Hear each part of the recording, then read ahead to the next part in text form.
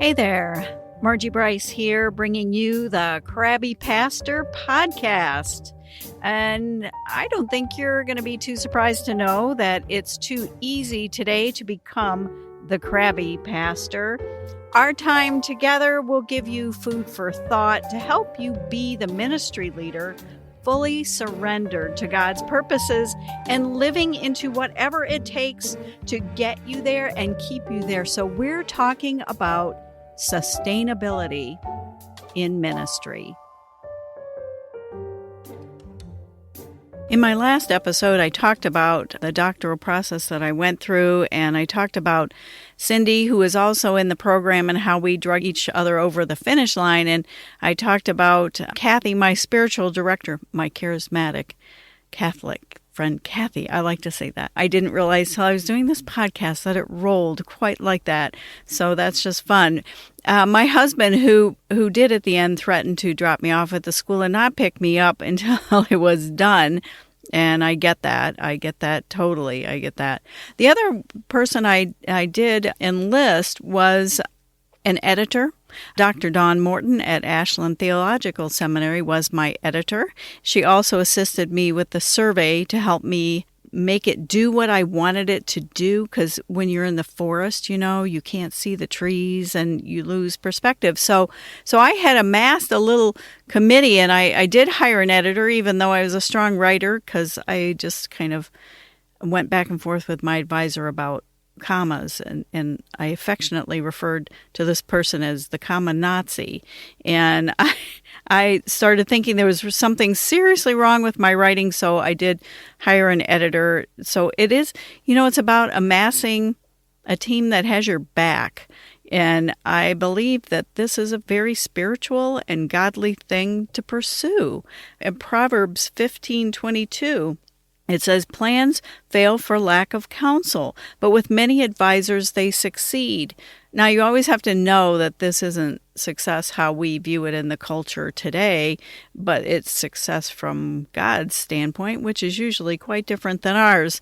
However, that's kind of a verse to, at least the first half, to hang on to is to amass yourself some peeps. So I had done that, and I had gotten through that, and lo and behold, not long after that, I was offered a project on my conference. I'm here up in the Michigan area conference and have served in the ranks of the United Methodist Church. Again, I serve where God has placed my feet to serve. And so I was offered a project where 4.5 churches were going to come together to become one, and there's era where it's like there's a United Methodist Church on every corner, and that's when you had to hitch your horse and buggy up, to go to church. And I even preached at a church not that long ago where they never even put a parking lot in. It was like, okay, what were you doing? Were you just hooking your horses to the rail out front or what? But anyhow, there were it was an area that was a high density population area southwest of Detroit. It's referred to as the downriver area because, you're down the river from Detroit. And they were down the river, that's for sure. And it's a cluster of many small cities. Actually, all kind of it's almost like where you can stand where there's the 4 corners in the United States where 4 states come. It's kind of like that, because all of a sudden you cross a road and you're in the next city over. And so I had to learn all that, but it was 4.5 churches. And one of the games I like to play is when I describe this project, I like to say there are 4.5 churches, and I like to see just how many people will say, well, how on earth do you get half a church? And there's not too many. Mostly all y'all are pretty polite people. So people don't ask. But I'm going to say how you get half a church. All of the churches had to be approached and have this project, or the possibility of this project, presented to them, those who were interested in hearing about it. So they would go out, they would pitch it. This is a real crass rendering, I realize, but they would pitch the project, and then at some point you would have a vote, and you would have to get 66% for you to become part of the project. So, there were more churches that came out and listened, but didn't pull the votes to do it. Then you had this one church that they took the vote, or they were about to take the vote. And you know how sometimes church people do this? They called all the people on the membership roster who probably hadn't been there next to forever and said, come and save our church. And so they voted it down by like 2 votes or something, to get the 66%. And so the clan that voted to do this project up and left and came and did the project, which was about half the people. So that is how you get a half a church. And that's the how sausage is made version of that. So as I was asked to do this project and agreed, it was a requirement for me to have a coach, which I had already had the experience with the committee, basically of peeps that had surrounded me for the schooling I had just done. So, I was good with that, but it was a requirement, which I thought was a really great idea. I thought it was a great idea. I think it's a great idea for every pastor to have a coach. I think that what they're attempting to do on the Michigan Area Conference is cultivate a culture of coaching. And I'm not sure how that's going down, because when the hierarchy does something like that, sometimes people are suspicious and they get nervous. And is this person going to be my DS next? And it gets into a whole thing. So anyway, but I think it is a very admirable goal to cultivate a culture of coaching.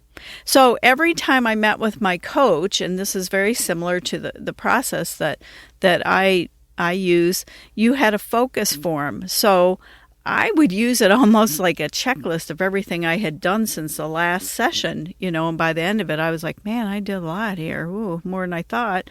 And I felt like on some level I was proving to the coach and to myself, that I was out there. I was out there making connections in the community with my affinity group. I belonged to the chamber because I used to be a business person. So, and I was rallying and working with the leadership with all the churches, because at first it was leadership overkill with 4.5 churches worth of leaders at first. And we had to work through streamlining and paring all that down. And so I would use this focus form then to also say, what are the issues that I am dealing with right now, and what would I like to, this is a separate question, what would I like to make our session about? And sometimes that deviates, even though you spell it out, but you have stuff, you have issues that are going on that you need to address, and it's serious, and you look at your to-do list and you just keep plodding along, and you don't stop and take a moment to go before another human being and unpack your thinking. Trust me, you won't do it. It's very rare. And if you do it, you're not going to do it on a regular basis. So if you hire a coach, you have a monthly slot where you sit and intentionally unpack something. And coaches don't solve the problem for you. Actually, the person being coached is the one that does the heavy lifting, but coaches listen real intently to your issue and ask probing and deep questions in the places that they feel are going to yield the best thinking for the person being coached. And so what these sessions then did for me was enable me to hear my own thinking and hear out loud my own fears, and have someone help point out to me my hesitations and ask about that. Well, why are you hesitant about that? What's stopping you from XYZ? And I would have somebody inquire directly in a very helpful way. So I came away from those sessions with a to-do list of things. It wasn't huge, but it did kind of refocus my action and my energy a lot of the time. And it would focus me, because of the conversation that I had had, these things would bubble up in the conversation. And I would come up with my own solutions. Well, I could, as you're brainstorming and as you're saying, well, I could do this, I could do that, even though it's something crazy, you never know along the way of that kind of a conversation what is going to bubble up that's very meaningful and helpful.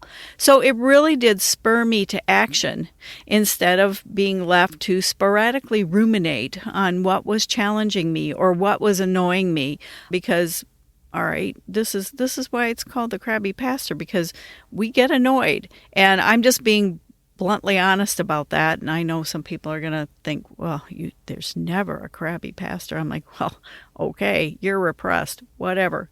But anyhow, we would ruminate on these things that are challenging. I mean, I know all of y'all that are pastors go to sessions with each other and they turn into a crab fest.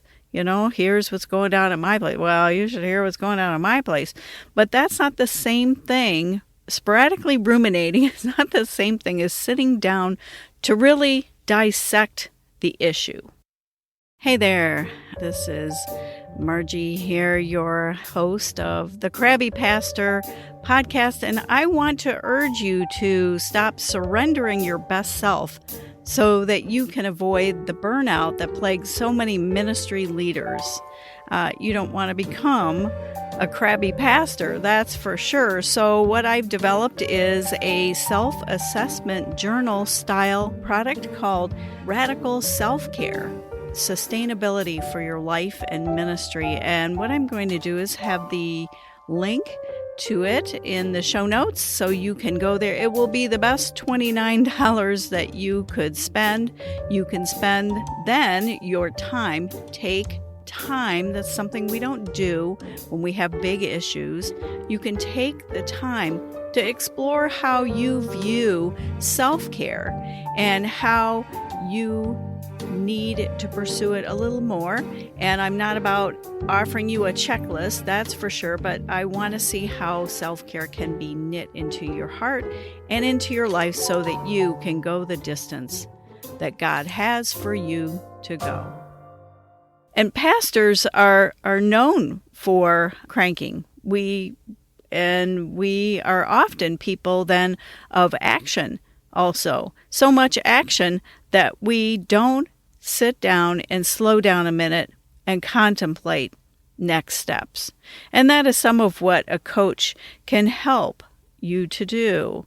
A coach helps you spend a session, usually an hour. It could be less, it could be more. An hour going over a topic or an issue, and you take time with one thing that is just plaguing your heart and your mind, and you can't stop thinking about it. It just keeps resurfacing. It's kind of like a balloon in the pool. You push it down and it pops back up because of whatever. And our issues are kind of like that. It is Proverbs 15:22. Plans fail for lack of counsel. Lack of counsels. It says with many advisors they succeed, but it's that lack of counsel that for some reason some pastors don't want to sit before other pastors. There is like an air of competition here going down sometimes, or we don't want other people to know our frailties, which I guess technically is pride, but we won't dig into that here and now. So plans fail for lack of counsel. You need to get some kind of counsel. You need to get your peeps. You need to rally a team around you. And maybe you don't all sit down at once together, but you have places where people are helping, and a coach is an exceptional way to get that kind of help. So I wanted to, though, also take a moment to say something about spouses on the journey. And I have to say, there's many times I've looked at my husband and I thought, Lord, he would have been great to call as, he just is a great servant. All I have to do, he's got the gift of help, says, I say, I need help with, and it's like a trigger. You can just see it going off, and he is helping. And obviously, when we took this call, well, probably not obvious to you, but when we took the call to go downriver, that meant my husband had to drive 60 miles each way, 120 miles a day, to work. And while that doesn't sound so bad if you're out in Montana or somewhere, if you're going through Detroit, it's a whole other thing. And this is Detroit before somebody finally had the great brain idea of, I think we need 2 or 3 more lanes on I-75 going through Detroit. Oh, duh. I had said that for years. I'm like, because I was from the Washington, D.C. area, I learned to drive on the Washington Beltway, for heaven's sakes. And they have buku lanes there to accommodate the traffic that is. But I-75, not so much at the time. And so I think the very worst, he could get up to work in about an hour-ish. He could get to work in an hour because he was going the opposite way. He was going from south of Detroit through Detroit and up north. And so everybody else was heading to the city. But on the way home, it was a whole different thing because there weren't enough lanes on I-75. And then they decided to get more lanes on I-75. And while you're like excited about that, the curse of the orange barrel is just annoying to deal with. And I think the worst drive home was logged at like 2 hours. So, yeah, you do 120 miles every day, every work day for 5 years. And it's a lot. It really is a lot. And he did more than just that. He, along the way, has supported me and encouraged me and allowed me to freely follow God's call on my life. And I that is just such a treasure. And I think if it was the other way, how would I be that? I don't know. I'm probably not as good at that as he is. I'm guessing. This is just a guess. Maybe I would just be amazing. I have no idea. But I just want to say for the spouses out there, we see you. God sees you. And that is your calling then to come alongside and support your spouse as they pursue what God has for them. So at Downriver, we did crazy things like we worshiped in a school or a school alternative setting for like 4 years. So the model was this: 4.5 churches come together. They sell their church buildings and we pool the assets, and then we get a location that is not familiar with anybody. So it's brand spanking new. So we did that. It took 4 years, and people complained along the way, like, where's our new building? Where's our new building? They were pretty attached to the idea of getting the new building. Maybe that was part of the pitch. I don't know. I wasn't there for that. But I think that even if you just said that, oh, and by the way, you might get a new building, some people might have logged that, and that might have been the impetus for them joining in the project. Who knows, really? So people kept asking. We would have town hall meetings, and that was the only question they were concerned about, is where's a new building? And I'm thinking, for heaven's sakes, it's not like you go to a drive-up window like at Wendy's or something and say, I'll have a 13,000 square foot building on 10 acres, and it needs this, this, and this, and we don't want a flat roof. We don't want, we had a very short list. We needed to be able to accommodate parking. We didn't want the flat roof. And there was a couple other small things that were musts. And it took us a while to find that. And we pretty much went through all of the available real estate in the area and just kind of had to wait. And one day I was heading to a friend's house that lived down that way, and I decided to go up a road I'd never gone down. I went there, and all of a sudden I passed a church that sort of looked like it wasn't in use. And I turned around and went in the parking lot, and the cornerstone on it said 1990. So it wasn't like an old and decrepit building, because we already had some of those, and we were desperately trying to sell them. And it was not an easy gig, that either. And there just wasn't a call for cruddy old church buildings and it in a depressed real estate market. So I saw this building, and it was, which I thought was kind of funny, we had drawn a box and said, this is where we want to have the church, somewhere in this box on the map. That's where we want it. And wouldn't you know, This was outside of the box by a mile. I thought that was pretty funny. So we did end up buying that. We renovated it because it was down to the studs inside. The previous pastor had had a fire and then a flood, and I'm telling you, I probably would have sat my ministry down in the dust over that, but I would say that's God speaking to me. My building almost it flooded, and then it was a fire. I'm sorry, I got that wrong. So they had a flood in the building, and then during repairs, they brought in a refrigerator that then caused a fire, but nothing burnt. It just got smoked out really bad. And so, but everything was down to the studs in there, so we could renovate. And we did it in a contemporary kind of way with all of the bells, whistles, screens, and whatnot. So we got that all done. But people along the way, I took them through a process of a community needs assessment.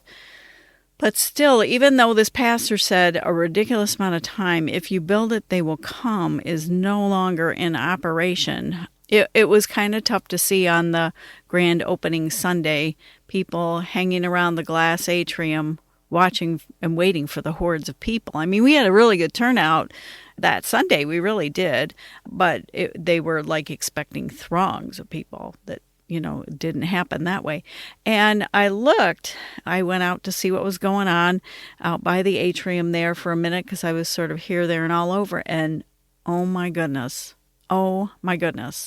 I never invited them, and it wasn't because I just hadn't invited. I didn't invite people outside. It's a long drive down there, I just didn't invite. And who showed up? And it just about took me down to my knees. There was Sally and Rob coming through the door of that church. These were the people, if you have been with me this whole saga, these were the people that took me in as a single mom with 2 boys. And these were the people that loved on me during a very, very rough period in my life. And they came for the grand opening Sunday. I'm still getting a little chills just thinking about this. They had never seen me preach. They had never seen me as a leader. And she kept saying to me, See, Rob keeps saying to me, see, Sally, it just takes one seed. You just got to keep planting those seeds. And I just was so incredibly blessed to have them there. It was so emotional for me. I was wondering whether I was going to be able to preach or not. But, I had throngs of me, not throngs, but there was a good turnout that Sunday, so I thought I better get myself in order so that I can do this. So that takes us up to and through my journey, and I have to also add at the end of the day here that it was through a coach that I kind of knew and understood that I would be getting the church built, situated through the first Christmas and first Easter, and then I would be handing it over to someone else that I did not carry with me the vision beyond that. And there were a lot of factors that influenced that decision, but I knew it was what God had for me to do. And in retrospect, that was I might not be here doing this. I feel very passionate about what I'm doing here, that this is now my calling, and I need to be helping pastors and ministry leaders through coaching, and then through things like self-care and even discernment. And I will be onto those topics for how you can help your ministry, the ministry that God has given to you, how you can then go the distance with God. Hey, thanks for listening. It is my deep desire and passion to champion issues of sustainability in ministry and for your life. So I'm here to help. I stepped back from pastoral ministry, and I feel called to help ministry leaders create and cultivate sustainability in their lives so that they can go the distance with God and whatever plans that God has for you. I would love to help. I would consider it an honor. And in all things, make sure you connect to these sustainability practices, so that you Don't become the crabby pastor.